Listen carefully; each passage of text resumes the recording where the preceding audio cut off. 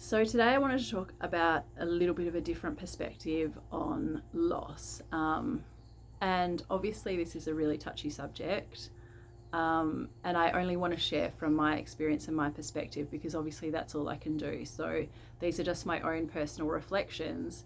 But obviously in sharing these things more publicly and having more conversations about these things, a lot of times we can place ourselves and part of our story and part of our journey, or it can help us understand ourselves in a different way through hearing story. Like, stories are so powerful. So hopefully, as you know, like if you found this content, my offering Loss with Love has come to serve mamas who have experienced loss, either pregnancy loss or infant loss or stillbirth or anything like that. Because we obviously, I say obviously, but I don't know if it is obvious to everybody, but there needs to be more spaces for this stuff to be spoken about and for women to feel more held and seen and supported. There's a very big gap. And, you know, in pregnancy and postpartum, there's a lot of support these days, but there's also so many women who are experiencing postpartum or the end of a pregnancy sooner than they expected without the same level of care or support. And don't get me wrong, we still are needing and requiring a lot more support for postpartum and pregnancy as well. The role of a mother is so pivotal, and how nourished she feels is so pivotal to her, you know, experiencing a positive birth and therefore experiencing a positive relationship with her child, and her motherhood unfolding, like her feeling supported and resourced and in her power, and then how that child grows up and feels about themselves in the world. So the cyclical nature of the whole thing, it's just so important. Yeah, for every, and you know what, even for people who haven't had a child, just the cycles of being a woman and every part and stage of our life being a woman, there's still a big need for extra support on every part of our path. I digress. So my experience with loss was very deeply spiritual, and I suppose that's what I want to talk about more, is a different lens that we can view the whole experience. Because I feel like so often we head straight towards medicalizing the situation and what went wrong, and are my hormones not balanced, or is it my partner, you know, is it his sperm count, or, you know, all of these practical questions.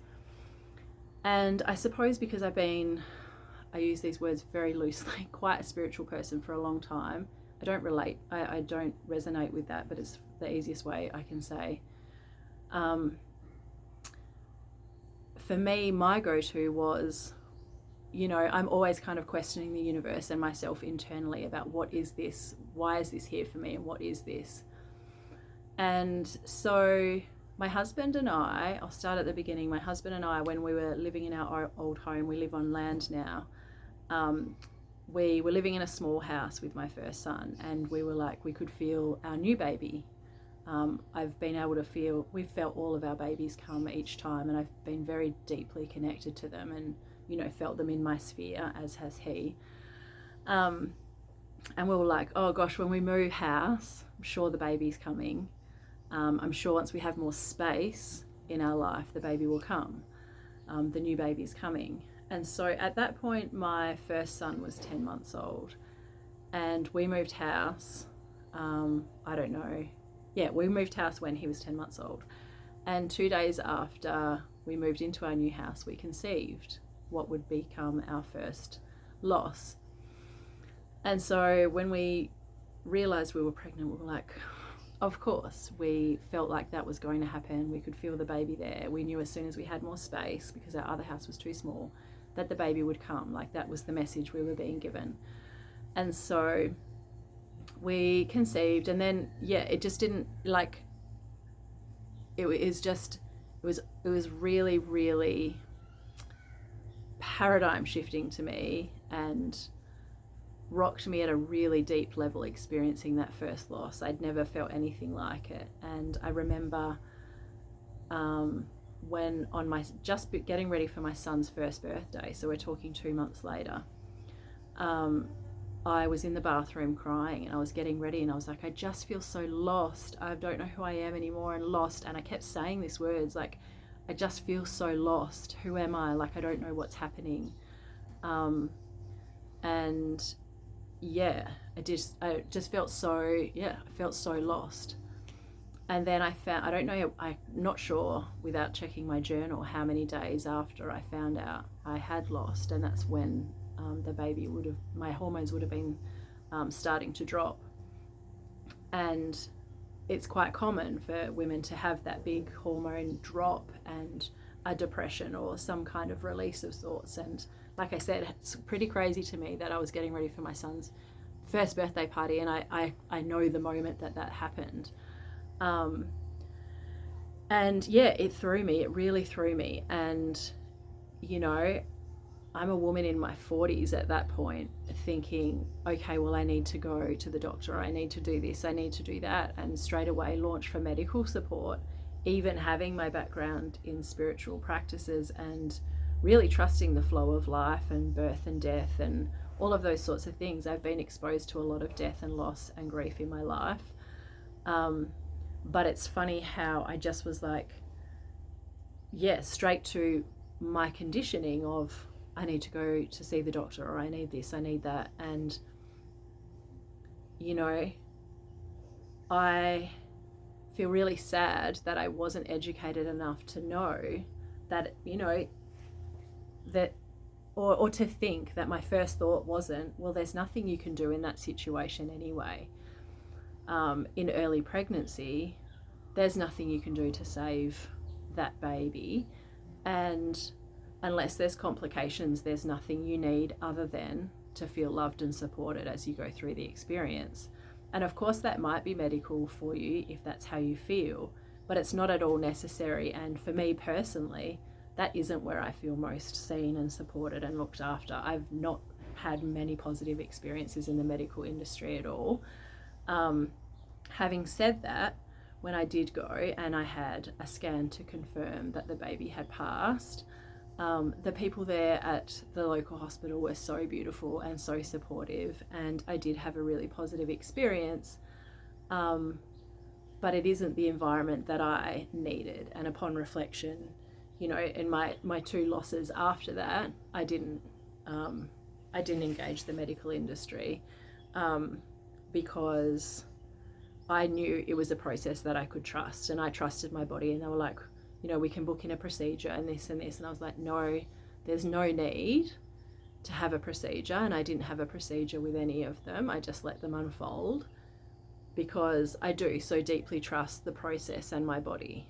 And I guess that's a really big part of my message, is that isn't spoken about enough. Actually, there doesn't have to be a process, a medical process that unfolds when you lose a baby. Sometimes there does, of course, but also often there really doesn't.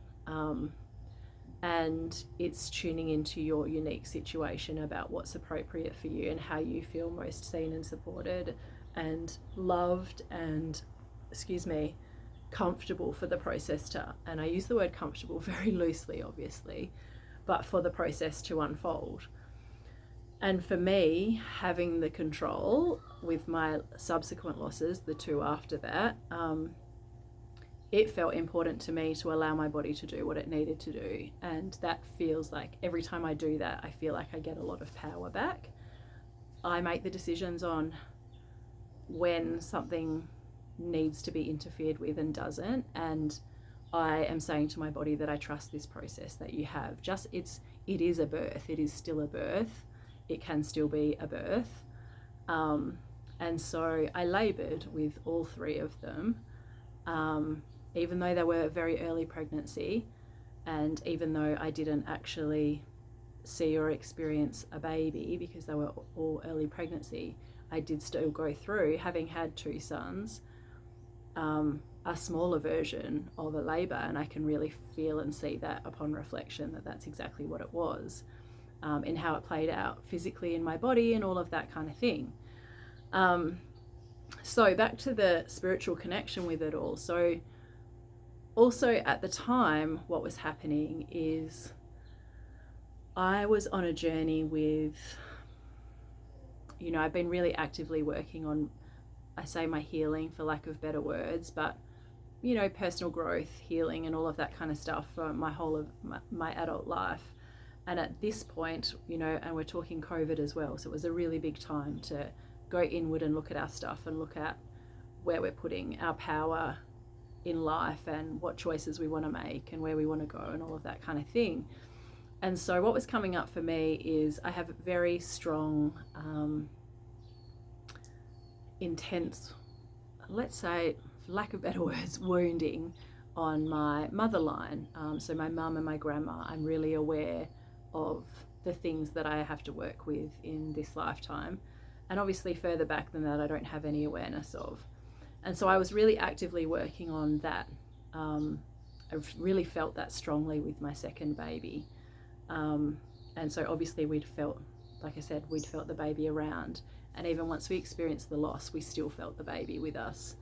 And so, but that was really confusing as well. I was like, well, they're still there, so they still want to come. And what are we going to do, sort of thing. And it turned out that I would be pregnant every 6 months for a year and a half. So I had 3 losses, all 6 months apart. And, again, I'll probably do a separate video on that, on how that unfolded, because that wasn't planned or trying or anything like that at all. That was literally holding space for, I know the baby's there. We know the baby's there. We're the vessels, basically. So, when it feels right to make love, we will. And when it feels wrong, we won't. And all of that kind of thing. Trusting also that there wasn't anything innately wrong with our bodies, without getting any testing and all of that kind of stuff done.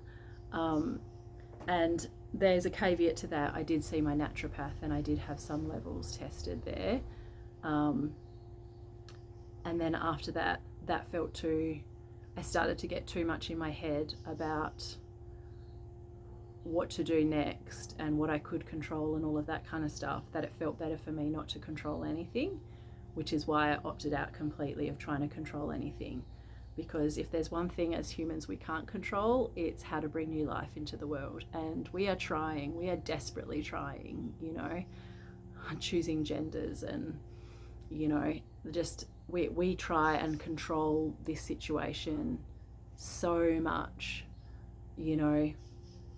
it's truly boggling to me how the world has gotten to a place where we will not accept when we can and can't have children, and that it doesn't fly with me at all. We are not meant to be able to control when people live and when people die and when people are born and all of that kind of stuff. We're just not meant to control that.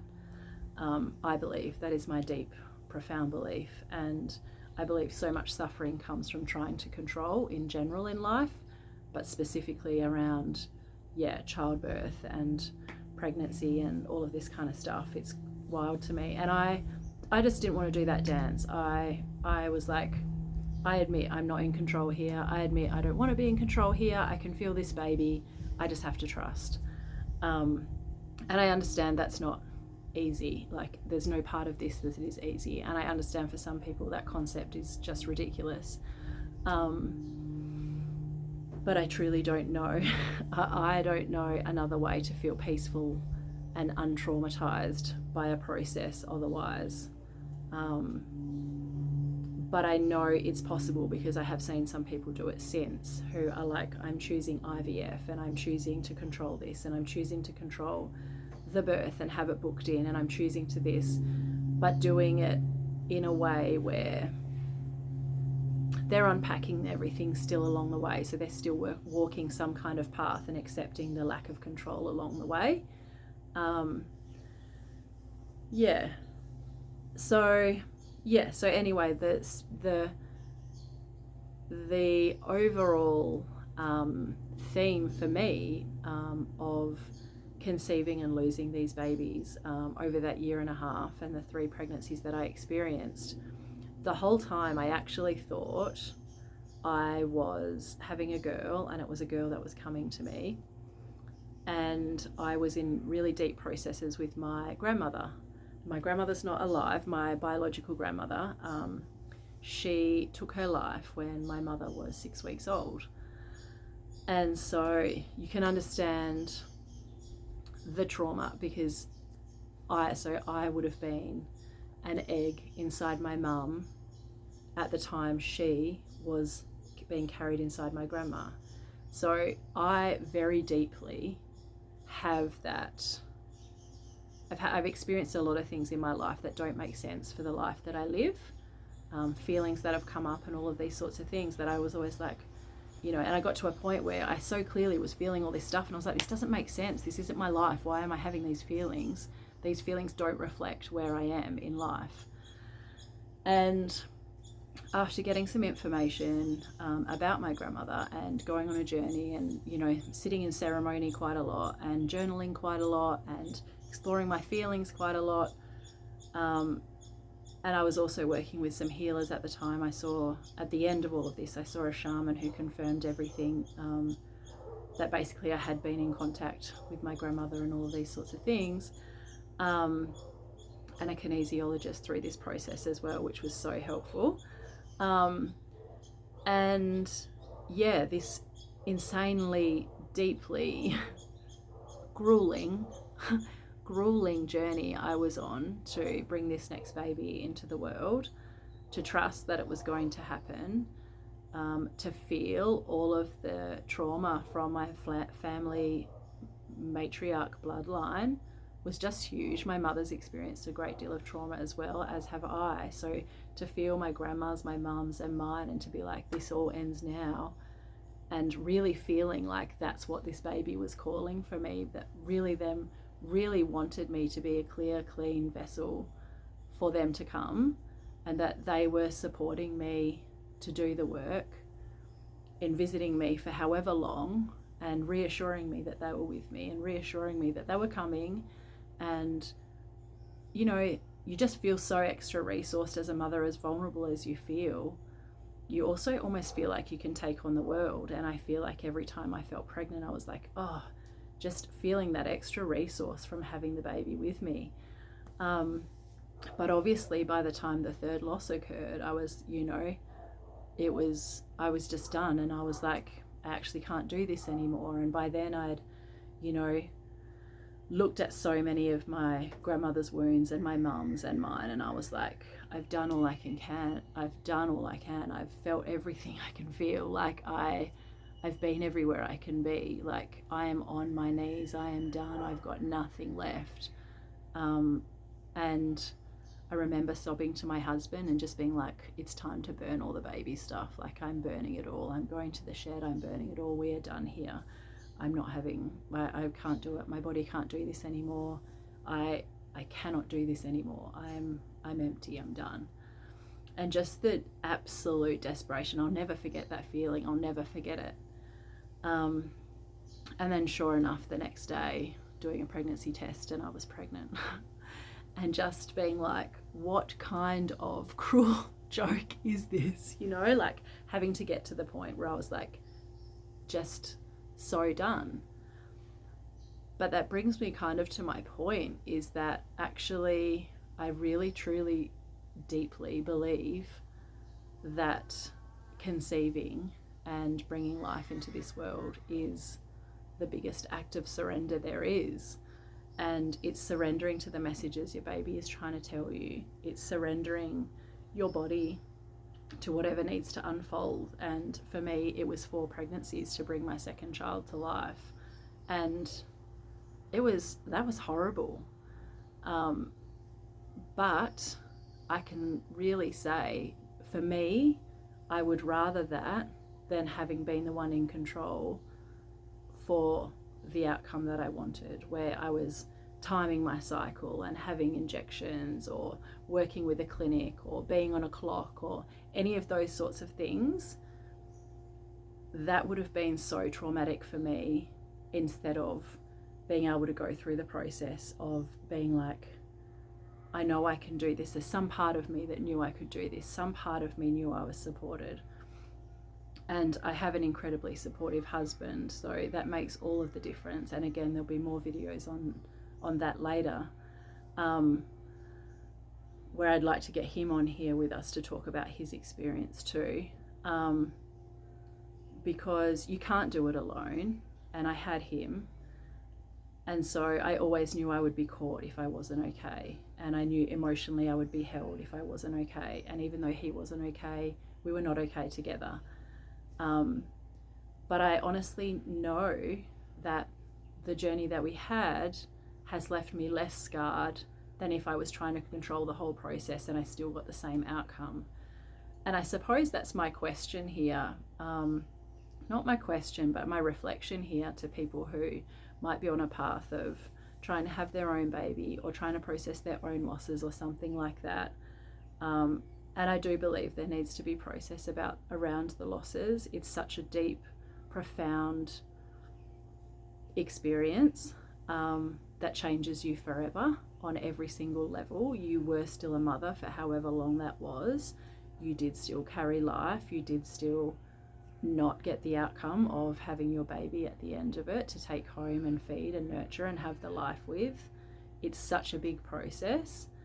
And still, my youngest, he's 3 now, there's still things we forever in our life will be, I believe, probably on some level unpacking together as we go. And to wrap it all up and tie it all in, the wild thing about all of this is, and the reason, I guess, not that I could trust, but that helps me make sense of all of this too, is so the journey that I was on with my grandma and healing all of her, her trauma and her pain, and being in connection with her after, like I said, her experience was, she had, I think, 3 or 4 other children before my mum, before she took her life. And I have done some reading since that says, and so then I found out and believed that, if it feels true to me, so I, all of this might sound so crazy to some people. It still sounds crazy to me, if I'm honest, but it feels true in my body, so I really don't argue with that. Is that actually my son is the soul of my grandmother, and that every time I was pregnant with those babies, it was with the same soul. And I knew that. I knew every time the baby came and then left again, I knew it was the same soul. I could feel that. There was the baby that was with me the whole time, really steadily. And then when he was born, we were so surprised it was a boy, because I was like, what happened to this girl?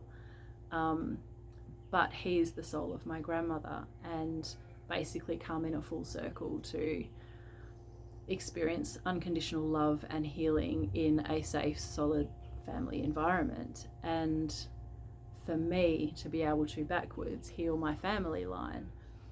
And like I said, this sounds crazy to some people, and even me a lot of the time, but yeah, really deeply feel that. And him and I, it's so helpful knowing that for our journey, because it helps me in parenting him. I don't treat him like my grandmother, obviously. He's my son, but I know what that soul has experienced in a past lifetime, and that's helpful. And I know what that soul needs in this lifetime because of that, and that's helpful. And I know that that soul needed to come to experience unconditional love inside my body 3 times before feeling safe enough to come the 4th time and trusting that they would be okay, because that's, souls who have experienced taking their life before need to trust the process of life again. And that's a big journey. It's not just, I'm going to come this time and things are going to be different. And so it all helps make sense of something that otherwise made no sense to me. And like I said, I understand everybody has a different lens of which they see these things through, and everybody's process is valid, and everybody's experience and feelings is valid. I guess if I really feel like more of these conversations need to be had publicly, just to offer a different lens, because like I said, so much of what I've seen shared is I lost this baby, my progesterone levels were low, I had these injections, I timed my cycle, this, and it takes away so much of the magic that is creating life, so much of the unknown that is creating life, so much of the profoundness that is creating life, and experiencing death and grief and loss. All of those things are so profound and so magical and so transformative that to speak about them in a reductionist way of we had these injections and we did this and we had sex at these times and we did this for 6 months, and then, you know, it's all so, in my, like the way I see it, it's all so reductionist of something that's so insanely magical and just profound. There simply aren't any words, which is why I can't find them, because there are no words. And so I hope that in sharing these stories and more about this whole thing, because like I said, my husband and I will do some more as well, and I'll be talking more about all of this stuff and posting more videos and all of the things, because we need more of these conversations, and we need more of them in homes where people are experiencing loss, trying to make sense of their experience in a way where most people are only giving it to them in a medical situation and medical terms. And I think that's all for today. But just sending so much love to everybody who's watching, whether you've experienced loss recently or not at all. The stat I saw the other day was it's 1 in 4 pregnancies will end in a loss. So it's not 1 in 4 women, it's 1 in 4 pregnancies. Excuse me. So it's, you know, if you have multiple children, you probably will experience a loss. And if you have friends, probably everyone's experienced a loss. And it's actually more rare not to have experienced loss if you have multiple children over the course of all of your pregnancies. So that really says something, and it really says something about how we can do better in having these chats and showing up for people who have experienced it. So thank you for listening, and I hope this has been helpful in some way.